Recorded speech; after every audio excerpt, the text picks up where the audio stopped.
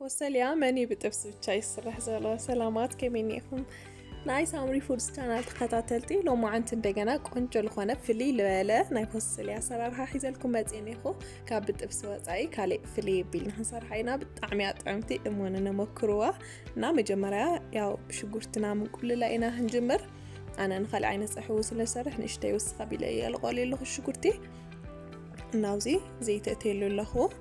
ደንቢ እንቆልዩ ኢና ማለት እዩ ደንብ ቆላ ኸልኒኦ ሽጉርቲ ግዴታ ብራውን ስካው ልኸውን ደንብ ቆላይዎ ካው አውዚ ትሪው ለኹም ብራውን ምዃን ጀሚሩ ነው ዝብደንብ ብራውን ምስኮነላይ ኮሚደረ እተይሉ ማለት እዩ ኮሚደረ እቲና በደንብ ነውስሎ እና ያው በዛቲ ጊዜ በሓንት መንገዲ እንሰራሕና ፍሊ ብለለ መንገዲ እንዲያም ሞክርዎ እዚኣ ንምሳሕ ሆን ድራር مسو مبالع تقريب كاب دابو غير كاب طعم يطعمتي እና እዚ ካሮትና ፎሰለይ ከርቲፌን ይኹ ለድሊን ላከል ሽጉርትና ኮሚደረ ዝተቆላለየ መስቀነስኩ አውዚ እቴዮ ፎሰለይና ካሮት ማለት በሓደ በደንብ ክጥበስ ስለለለዋ ጋጣም ኮይኑ አይገንፈልክዎን ተገንፍልኦለት ኸላ ይኸን ድሕርታ ፈጢንከን እስካብ ለቆላለየልከን ሽጉርቲ ተገንፍልኦ ማለት ቀጥፍ ንክበስለልከን ተደሊኸን ከምዚ አለት ቀባት ኸላይን ካውዚ በደንብ ይቁሉ ምሰበል ኮና 10 ደቂቃ ለኸውን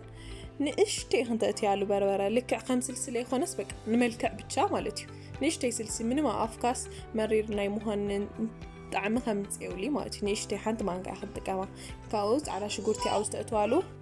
ዓራ ሽጉርቲ እቲኽን በደንብ ከም ዛጊርክን ምንም ዓይነት ማይከ እቲኽን በደንብ ትጠውሰኦ ማለት እዩ አውዚ ያው መጥዋስ ብቻ ፍርቅ ሰዓት ይወስድ ላይ በደንብ ክበስል ስለለለዎ ማለት እዩ ካው ብድሕሪኡ ውዒ ማይ ንእሽቴ ተእትዋሉ ካው ከምዛ ትረያ አለኽን ሕር ተብላአ ናው ንሽተይ ማይ ውዒ ወሲክን ን10 ደቂቃ ልኾን ትኸድነኦ ማለት በደንብ ይብስል ክብል ምንታይ አዚ ትሪዮ ኣለኽን አንዚ አምሰለህለይ ማይ ወስኸልኒ ይኹዝ ማለት ቅጥን ይልኒ ትሪዮ ኣለኽን ታው ክድን ተብላአ ን10 ደቂቃ ለአክል በደንብ ይብስል መሰለት አዚ ጫውላ ወስኸልያ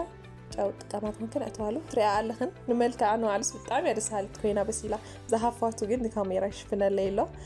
እና ራያ يعني عمل كعب بدن بكاروتو فوسيلي بدن بيبسيلو مبالعه انا لا